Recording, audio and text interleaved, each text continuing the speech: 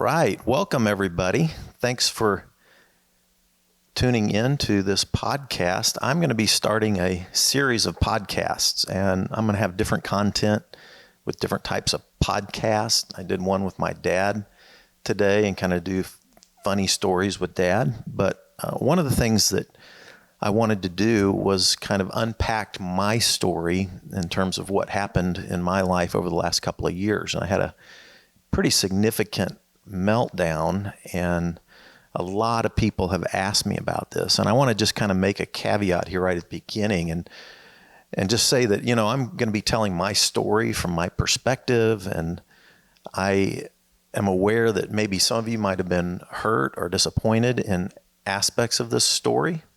And so I certainly want to ask your forgiveness and would really encourage you, if you need to process that with a counselor or a therapist, I'd encourage you to do that.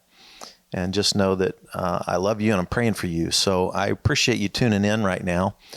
And kind of the reason for this is I have bumped into over 1,000 people in person over the last year and 4 months. I got out of rehab about March of 2019, and I'm living in Kansas City. This is right by the church where I was serving as senior pastor. And it's been interesting. I've bumped into several people every day for over a year. And I've talked to those people, and people always want to know two things. They want to know, hey, Fred, how are you doing? And they usually let me know that they've been praying for me. If I sit down with somebody and have coffee with them, they're always interested in what happened because they really haven't heard me sort of unpack this story and tell it. So I'm actually going to unpack the story in 3 or 4 or 5 different pieces, so kind of short podcasts. And this first one that I'm doing deals with sort of kind of the context of what happened and what led up to this meltdown. The reason why I'm doing this is I'm hoping that people can learn from this.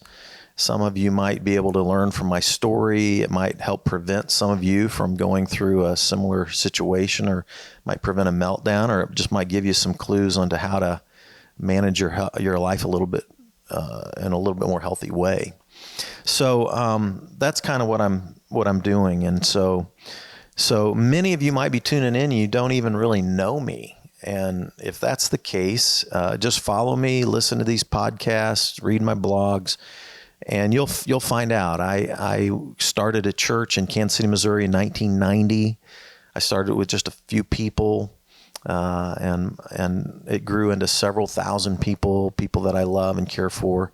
And so I'm guessing here at the front end, a lot of the people that are tuning in are from Vineyard Church, but many other people might be tuning in as well. And so my name's Fred, and I'll be unpacking my story.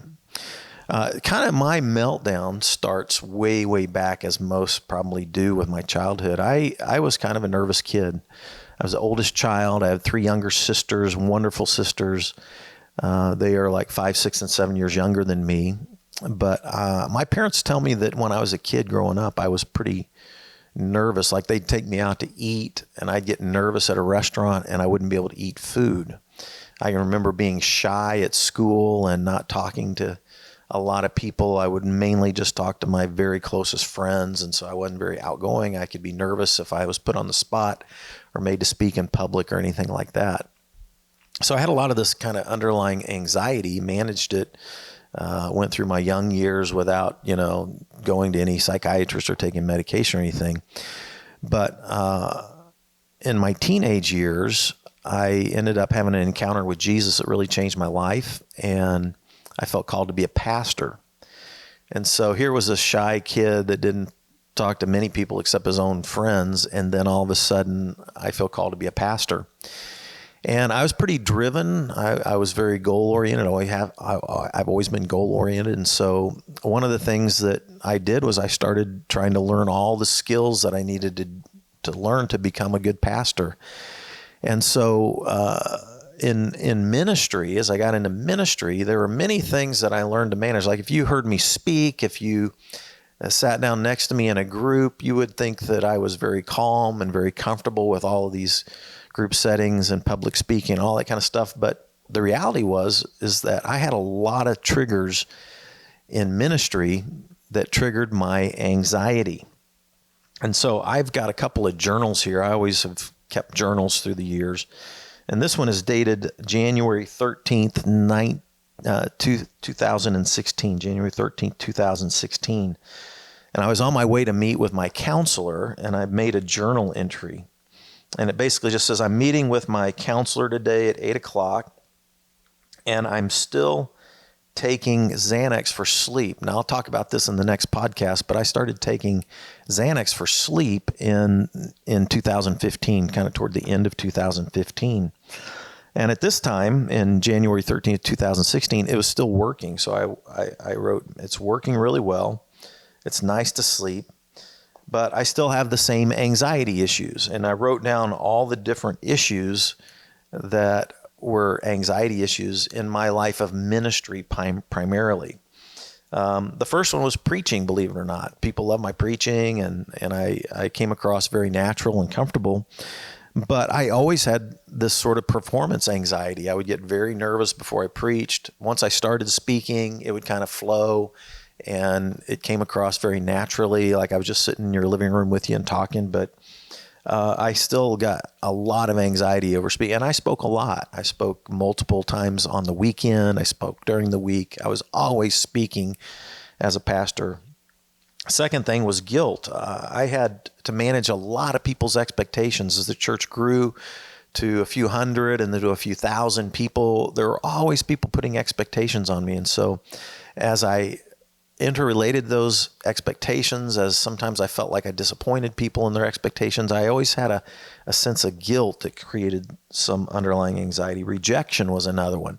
People came and went in the church, and there was always a revolving door. I remember one of my mentors, John Wimber, said that he always felt like he was preaching at a parade. People are just coming in and going out, coming in, they're coming by, and you just preaching a snapshot in the moment. But people came and went all the time. Sometimes they'd get close. Sometimes they would leave poorly. And that was always a wear and tear. As the church grew, as the staff grew, as the number of volunteers grew, I mean, we had lots of people on staff. We had over 2,000 volunteers. That always creates conflict. And so there were always conflicts going on, just working with people, not always bad things, but just conflicts that need to be resolved, need to be talked about.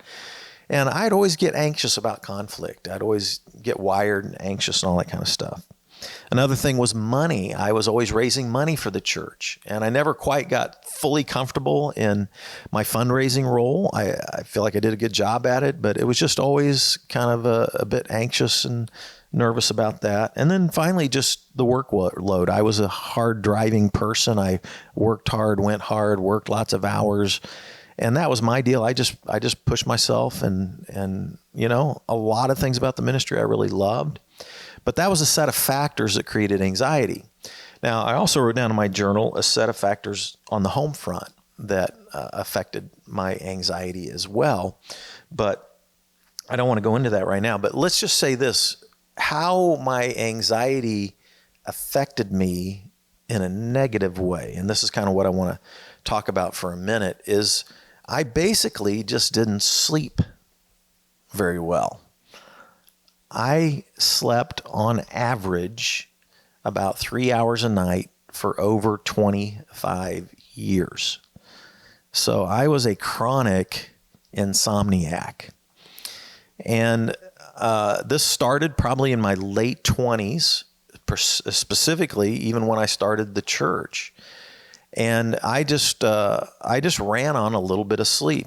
I would lay down, go to sleep at night. I'd fall right to sleep pretty quickly. Like I'd sleep for 2 hours, but after 2 hours, I'd wake up.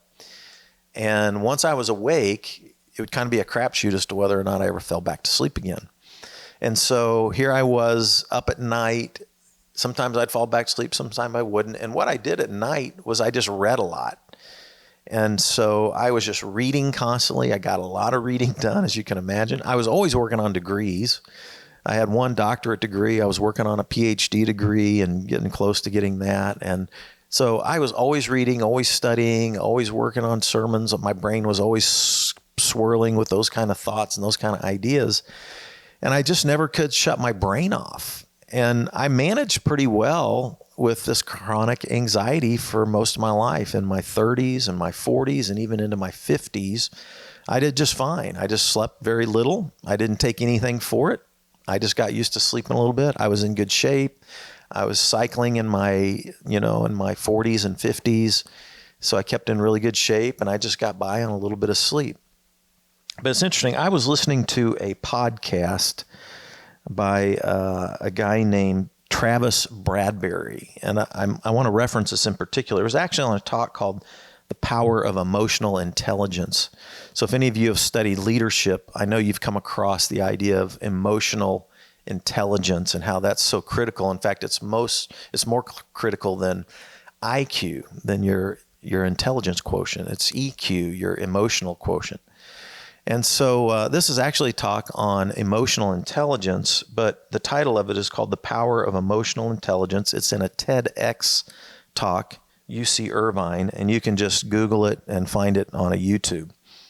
And Travis Bradberry talks about how insomnia is something that in an untreated condition actually affects the frontal cortex of the brain, and it diminishes a person's capacity to control their emotion.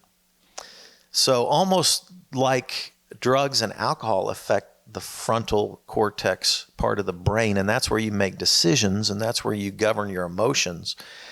Insomnia functions almost in a similar fashion like drugs and alcohol on your brain, on your ability to control your emotions, and on your ability to make good, wise decisions. So here I was, a pastor of a church, and I had chronic insomnia for over 25 years. And I was just functioning. I was functioning at a pretty high level.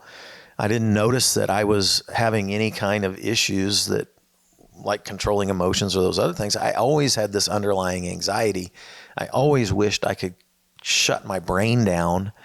And as I got into my 50s, I kind of got tired of just not sleeping, and it kind of started catching up with me in my mid 50s.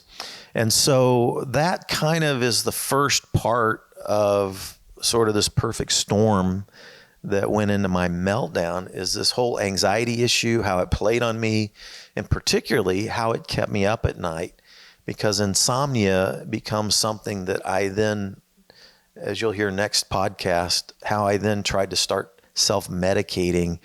I actually went to a psychiatrist first, but then after that started trying to just self-medicate just to try to sleep. So I'll get into that next time, but kind of a takeaway right now is if you guys and gals are struggling with insomnia, realize that that's an important thing. A lot of Americans, a big chunk of our population, deal with insomnia. It's a major, major problem.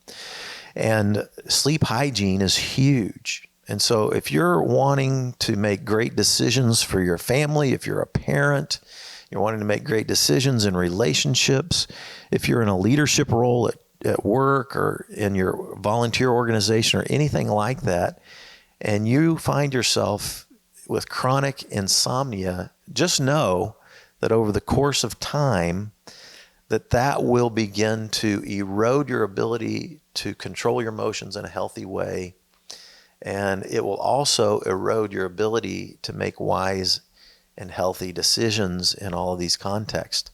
So I challenge you to think about your sleep hygiene. And if you struggle with that, I want to challenge you to get to a good sleep expert and get some really good care and get back into good sleep patterns, because it's critical for a healthy life, a healthy emotional life, a healthy relational life, a healthy leadership life. So I'm going to just kind of leave it at that, wrap up with that thought, this first podcast. I think you'll find it interesting as I unpack the other elements to what kind of led to this big meltdown. And hopefully we can learn and grow together. I know I certainly have had to learn a lot as I have walked through this. It's been some of the darkest times of my life. So thanks for tuning in, and hope to see you next time. Take care.